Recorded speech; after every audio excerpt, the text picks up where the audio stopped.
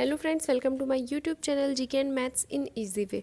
इस वीडियो में मैं आपके लिए लेके आई हूँ क्लास 10th की एनसीईआरटी की बुक की एक्सरसाइज नंबर 12.1।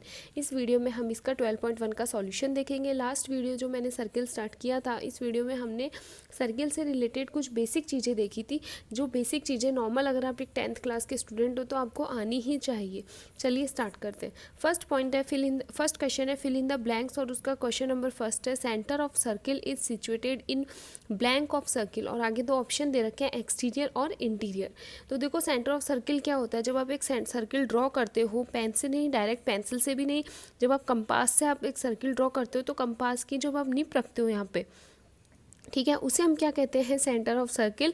और वैसे डेफिनेशन अगर देखी जाए तो सेंटर ऑफ सर्किल एक पॉइंट, ऐसा पॉइंट जिसकी जो सर्किल के ऊपर जितने भी पॉइंट सिचुएटेड होते हैं इन सबसे डिस्टेंस इक्वल होती है, तो उस पॉइंट को हम कहते हैं सेंटर ऑफ सर्किल। तो आपको ये बताना है कि ये सर्किल में कहाँ सिचुएटेड होता है, एक्सटीरियर यानी बाहर की तरफ या इंटीरियर यानी अंदर की तरफ।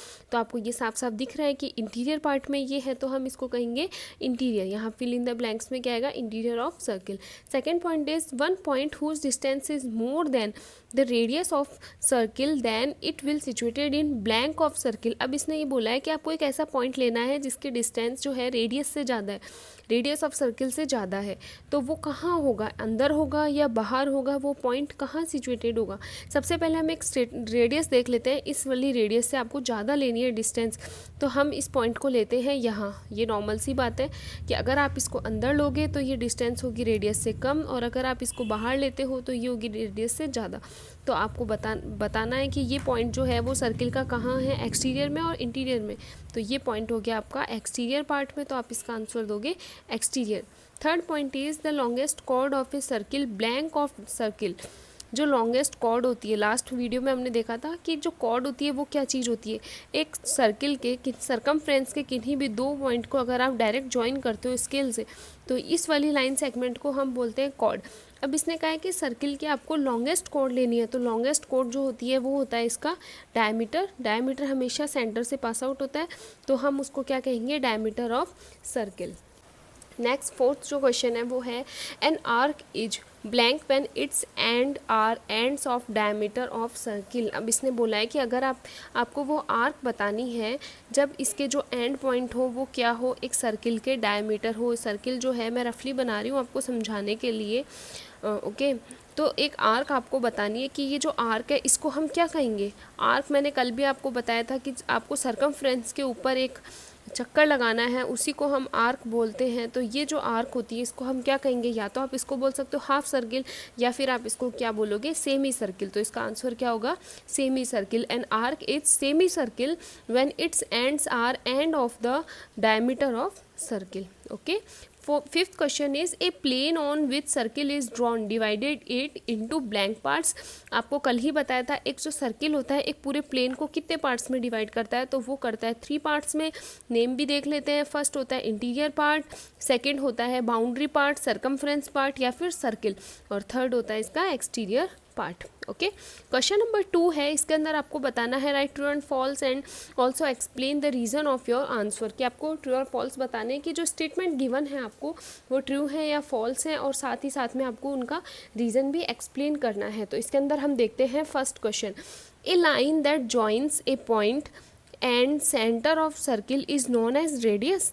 इट इज़ ट्रू और फॉल्स। नॉर्मल इसने बोला है a line that joins a point and centre of circle. अब इसने सेंटर ऑफ सर्किल तो बोल दिया, तो हमें एक पॉइंट तो पता चल गया कि वो सेंटर ऑफ सर्किल है, बट जो दूसरा पॉइंट है उसके बारे में इसने आपको डिफाइन नहीं किया कि ये वो इंटीरियर पार्ट में पॉइंट है, वो एक्सटीरियर पार्ट में है, या इसके सरकमफ्रेंस पे, इसकी बाउंड्री पर है। तो इसने ये जो स्टेटमेंट लिखा है यहाँ पे इसको कुछ मिसिंग है। इसका मतलब ये जो स्टेटमेंट लिखा हुआ है उसको हम क्या कहेंगे, फॉल्स। और यहाँ आपको ये रीज़न बताना है कि जो लाइन है अगर वो रेडियस होगी तो वो जो पॉइंट होगा उसका कौन सा पॉइंट होगा, boundary point, okay. First second जो पॉइंट क्वेश्चन जो स्टेटमेंट है वो है ए सर्किल है 4 इक्वल कॉर्ड।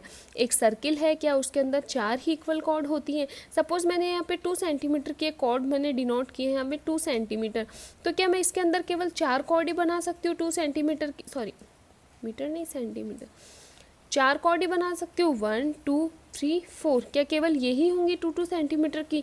तो ये भी क्या स्टेटमेंट है? फॉल्स, बिकॉज आप 2 सेंटीमीटर की इसमें इन्फिनिटिव कॉर्ड बना सकते हो, इसमें कोई भी आपके पास कोई बाउंडेशन नहीं है। आप इस तरीके से 2 सेंटीमीटर या कोई भी एक डिस्टेंस ले लीजिए, एक मेजरमेंट ले लीजिए और उससे आप इन्फिनिटिव कॉर्ड उसमें बना सकते हैं। Third point, if a circle is divided into 3 equal part then each arc is long arc। Okay, देखते हैं। देखो, जब भी आपको कोई क्वेश्चन सॉल्व करना है, चाहे वो स्टेटमेंट हो चाहे फिल इन द ब्लैंक्स हो, तो मेरे अंदाजे से या जहाँ तक मुझे लगता है कि आपको उस क्वेश्चन को आपके पेपर में ड्रॉ कर लेना चाहिए, ताकि आपको क्वेश्चन वो ईजी समझ में आए, वो statement fill in the blanks जो भी क्वेश्चन है वो आपको अच्छे से समझ में आए और आप अच्छे से उसमें माइंड लगा के उसका एक एक्यूरेट आंसर आप उसको दे सकें। If a circle is divided into 3 equal parts, आपको एक सर्किल लेना है और इसके आपको 3 इक्वल पार्ट करने हैं। सपोज मैंने इसके आर को इस तरीके से कट कर लिया और पॉइंट दे दिए इनको पी, क्यू और आर पॉइंट। देखो, इक्वल आर्क हो गई, तो इसने कहा है कि क्या आप each arc is long arc, तो सबको आप क्या लॉन्ग आर्क कहोगे? अब याद करो, कल हमने क्या पढ़ा था, जब आर्क के बारे में पढ़ा था, हमने देखा था कि सरकमफ्रेंस के किन्हीं भी अगर 2 पॉइंट ले, अगर वो 2 पॉइंट सरकमफ्रेंस को कट कर रहा है, तो एक लंबा जो दिख रहा है बड़ा, इसको हम कहते हैं लॉन्ग आर्क, और जो छोटा दिख रहा है इसको हम कहते हैं शॉर्ट आर्क। लेकिन इसमें तो तीनों के तीनों यहाँ उनको इक्वल दे रखे हैं, तो यहाँ जो लॉन्ग आर्क है ये क्या है आपका स्टेटमेंट? फॉल्स। इसके अंदर आपको आंसर में फॉल्स लिखना है। और रीज़न क्या देना है? Arcs are equal in length, so called equal arc, ना कि long arc. Chord of a circle whose length is double of its radius is known as diameter of circle। तो कल भी हमने देखा था कि जो डायमीटर होता है और कॉर्ड में डिफरेंस केवल इतना सा है कि डायमीटर जाता है इसके सेंटर ऑफ सर्किल से पास आउट होके, और जो कॉर्ड होती है वो जाती है नॉर्मल सेंटर से पास आउट नहीं होती, but diameter is also a chord. तो इसने कहा है कि क्या वो सर्किल की सबसे लेंथ जिसकी सबसे ज़्यादा होती है वो डबल होती है इसकी रेडियस से। तो ये क्या लिखा हुआ है आपका स्टेटमेंट लिखा हुआ है ट्रू, क्योंकि diameter is longest chord of chord and is length is twice the radius. Next देखते हैं, circle is a plane shaped figure. क्या सर्किल जो है वो प्लेन शेप्ड फिगर है? ऑफ कोर्स सर्किल जो है वो प्लेन शेप्ड फिगर है, तो आप इसमें लिखोगे true. Circle is locus of a point which moves in a plane at constant distance from a fine point, so circle is a plane figure. ये हमने इसकी डेफिनेशन में भी देखा था। Okay, our next question is the set of all such points on a plane which is situated at a constant distance from a fixed point of that plane is known as circle. तो ये आपको normal circle की definition ही लिखी हुई है इसके अंदर जो हमने कल देखी थी। तो ये आपका पॉइंट क्या लिखा हुआ है? बिल्कुल ट्रू लिखा हुआ है कि जो सेट होता है पॉइंट्स का जो एक फिक्स्ड पॉइंट से डिस्टेंस इक्वल डिस्टेंस के ऊपर होता है, तो इस पूरे पॉइंट्स के सेट को हम क्या बोलते हैं? सर्किल। तो ये आपका लिखा हुआ है true. Next question is the chord on which centre lies is known as radius. The chord on which centre lies, एक आपको कॉर्ड बनानी है जिसके ऊपर क्या होना चाहिए?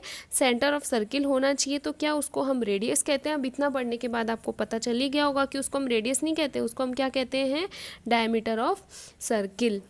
अगर आपको ये वीडियो पसंद आया हो, इस टाइप के कोई और भी क्वेश्चंस हो, तो मुझे कमेंट ज़रूर कीजिए, चैनल को सब्सक्राइब कीजिए, वीडियो को शेयर कीजिए। इसके आगे के जो टॉपिक्स हैं वो हम देखेंगे नेक्स्ट वीडियो में। Thank you so much.